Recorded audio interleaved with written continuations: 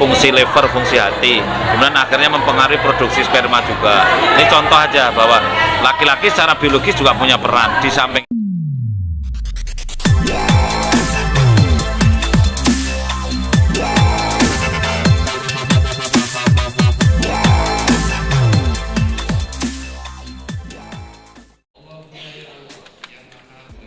Kementerian Kesehatan saat ini menggalakkan kecukupan gizi anak dalam 1000 hari pertama, 270 hari janin di kandungan dan 730 hari sejak bayi lahir, atau sampai anak berusia 2 tahun.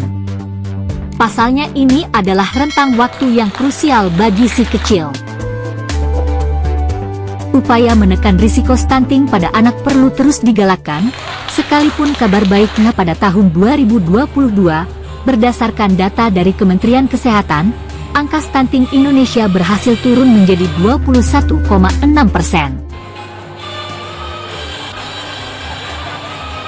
Kurangnya gizi pada anak bisa membuat pertumbuhan otaknya tidak optimal, sehingga anak mengalami gangguan kecerdasan. Selain itu, perkembangan fisik si kecil pun bisa jadi tidak normal alias lebih pendek dibandingkan anak normal. Itulah yang terjadi pada anak stunting.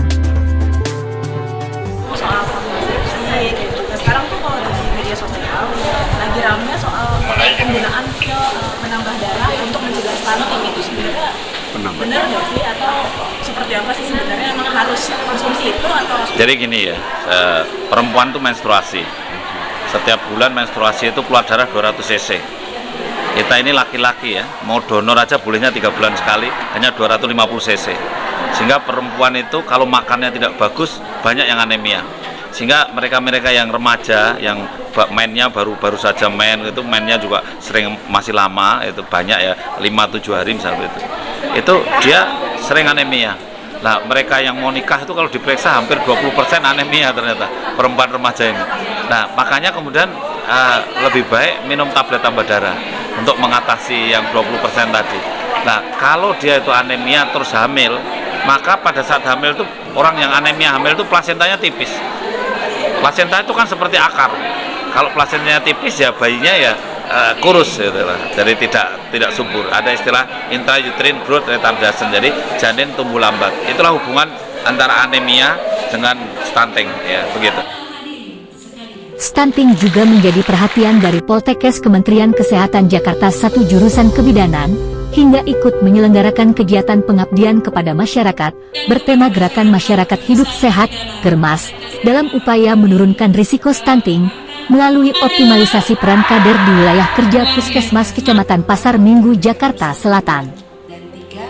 Pengabdian kepada masyarakat, bertujuan untuk meningkatkan pengetahuan, serta mengoptimalkan peran kader kesehatan dalam upaya menurunkan risiko stunting di wilayah kerja Puskesmas Kecamatan Pasar Minggu. Kegiatan yang berlangsung pada tanggal 14 September dan menyasar pada kurang lebih sebanyak 300 tenaga kesehatan dan kader kesehatan di Kecamatan Pasar Minggu. Khusus yang perempuan dengan anemia aja, perempuan yang tidak. Nah, sekarang ini programnya karena perempuan semua menstruasi, ya sudahlah semua perempuan aja minum tablet tambah darah. Anak-anak SMP diwajibkan, karena di atas 12,5 tahun umumnya udah menstruasi. Nah, sehingga remaja ini minum tablet tambah darah gitu. Lemah putri terutama. Selain tambah darah tadi disinggung juga soal Ada zinc, kemudian ada asam folat, ada vitamin D. Bangsa kita ini banyak mataharinya, tapi vitamin D-nya kekurangan. Banyak yang insufisiensi atau defisiensi vitamin D.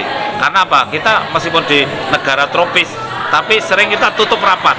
Ya, Anda aja begitu kena matahari langsung Anda pakai topi, pakai ini. Jadi akhirnya nggak dapat vitamin D. Ya, itu masalahnya. Ya penting. dijaga sebelum kehamilan. Sebelum hamil. Saat hamil juga. Sebelum hamil dan tentu kalau saat hamil. Jadi kalau mau hamil tuh jangan main-main, harus direncanakan betul. Kalau main-main jangan hamil, ya gitu loh. Oh ini sudah kalau main-main hamil jangan main-main. Tapi kalau main-main jangan hamil, itu penting itu. Karena tidak diinginkan. Iya, unwanted pregnancy tinggi, DKI 26 loh, 26%.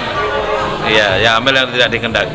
Mungkin terakhir pesan sama juga pasangan, ini bukan cuma ibu tapi suami kan juga harus mendukung ibu gitu ya, ini supaya mencegah stunting dan angka stunting bisa turun bagaimana? Iya, jadi pesan itu tidak hanya pada ibu tapi suami istri, karena tadi juga ada saya jelaskan, suami itu kalau tidak sehat kualitas spermanya juga tidak bagus, sehingga terjadi pembuahannya juga kurang sempurna. Makanya ada yang pemabuk, peminum narkotika, adiktif apa itu kan mempengaruhi fungsi liver, fungsi hati, kemudian akhirnya mempengaruhi produksi sperma juga. Ini contoh aja bahwa laki-laki secara biologis juga punya peran. Di samping itu, laki-laki kan pemimpin keluarga. Ya harapannya laki-laki juga yang bisa membangun keluarga yang sehat lah. Hari ini banyak perceraian, saya berharap suami-suami itu mampu mencegah terjadinya perceraian. Dari India bawa baju dan asmara. Cegah stunting itu penting untuk Indonesia. Dalam acara ini, hadir pula Dr. Hasto Wardoyo, Kepala BKKBN Republik Indonesia. Dalam kesempatan tersebut, Dr. Hasto Wardoyo menyampaikan materi dengan topik upaya penurunan stunting melalui pemberdayaan kader di masyarakat.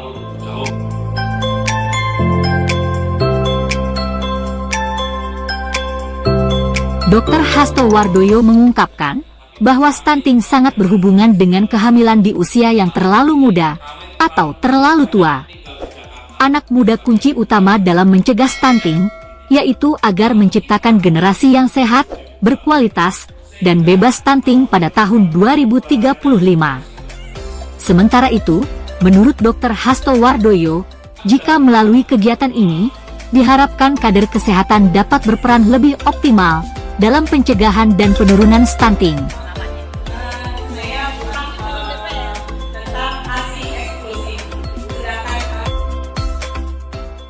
Stunting itu kan mempengaruhi pendapatan per kapita 22%, menggerus pendapatan 22%. Beberapa riset menunjukkan bahwa kalau stuntingnya 8% atau kurang, maka perbedaan pendapatan itu tidak signifikan. Sehingga kalau kita cut off point-nya ya menuju kepada perbedaan pendapatan yang tidak signifikan ya. Harapannya kalau DKI sekarang udah 14% ya, kenapa tidak di bawah 10% nanti? Jadi 8% lah gitu ya.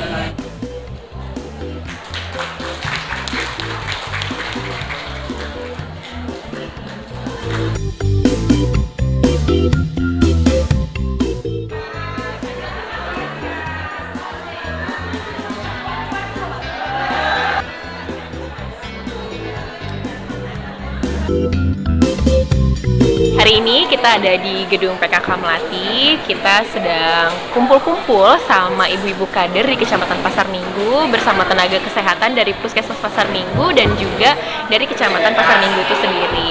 Di sini kita ngomongin apa aja sih yang udah dilakuin pertama oleh Provinsi DKI Jakarta untuk program penanggulangan stunting itu sendiri. Tentunya kerjasama dari multisektor, dari pemerintah, swasta, dan juga masyarakatnya, dan jangan lupa ada ibu kader. Selain itu juga kita juga bahas tentang stunting itu sendiri secara dasar, bagaimana cara penanggulangan mencegahnya dari sejak masih masa konsepsi atau lagi prakonsepsi, betul, dari sebelum pembuahan itu terjadi kita sudah harus mengerti bagaimana sih untuk menjadikan anak itu nggak stunting. Pokoknya acara hari ini sukses banget ya. Alhamdulillah. Alhamdulillah. Dok, targetnya sendiri seperti apa di Jakarta ini, Dok? Untuk targetnya itu tadi katanya di angkanya 14% ya kalau nggak salah. Pokoknya sekarang nih Jakarta nih sebenarnya sudah tercapai ya, sudah termasuk yang cukup bagus di Indonesia. Cuman memang kita masih punya PR nih, masih ada 4.300 deh kalau nggak salah tadi ya untuk datanya balita yang masih terdampak stunting. Tapi semuanya udah tertangani ya Bu, sudah dipegang, udah ada yang ngehandle. Jadi insya Allah dalam beberapa tahun ke depan, mengingat penanggulangan stunting ini kan memang nggak bisa instan ya. Jadi memang harus bertahap sehingga harapannya 4.000 ini bisa tuntas dan nggak ada lagi balita stunting di Jakarta. Dok, bisa kasih edukasi stunting itu seperti apa dan indikasi itu seperti apa sih? Baik, stunting itu mungkin kalau yang belum menikah atau memang bukan tenaga kesehatan mungkin sudah sering dengar nih tentang stunting. Tapi Bu, memang kalau belum menangani langsung atau belum mengalami langsung tuh mungkin asing ya tentang stunting itu sendiri. Stunting itu sendiri adalah kalau misalkan mau disimplifikasi itu berarti anaknya pendek, tidak sesuai tinggi badannya dengan usianya gitu. Jadi kalau kita ke posyandu kan selalu ditimbang, selalu diukur tinggi badannya, lalu diplot ke dalam kurva yang namanya kurva menuju sehat atau KMS. Itu biasanya ada di buku KIA, buku pink yang suka dibawa-bawa oleh ibu hamil dan balita pada saat ke posyandu. Nah, kalau itu di bawah garis merah berarti sudah ada kecenderungan ke arah stunting untuk tinggi sesuai usia. Kalau misalkan BB atau berat badan dibanding tinggi badannya di bawah garis merah, itu berarti gizinya kurang atau bisa menjadi gizi buruk. Kenapa sih stunting ini penting? Stunting ini penting karena pengaruhnya selain ke berat badan dan tinggi badan, tapi yang paling penting adalah ke perkembangan dan otak itu sendiri. Sementara perkembangan otak ini terus berjalan dan selesai di usia 2 tahun karena tulang kepala itu menutup di usia 2 tahun. Jadi kita harus kejar maksimal dari 1000 hari pertama kehidupannya, dan itu dari nutrisi yang tepat. Dok, lahir ada masukan atau saran buat ibu-ibu atau masyarakat yang untuk anaknya yang stunting itu? Oke, mungkin dari ibu ya ada lagi? Jadi kalau dari diharapkan setiap ibu dari dia mulai merencanakan pernikahan, artinya sudah mengontrol gizinya, kemudian nanti begitu mau hamil, saat hamil, kemudian melahirkan, semua terpantau dengan baik sehingga stunting itu dapat kita cegah dari awal.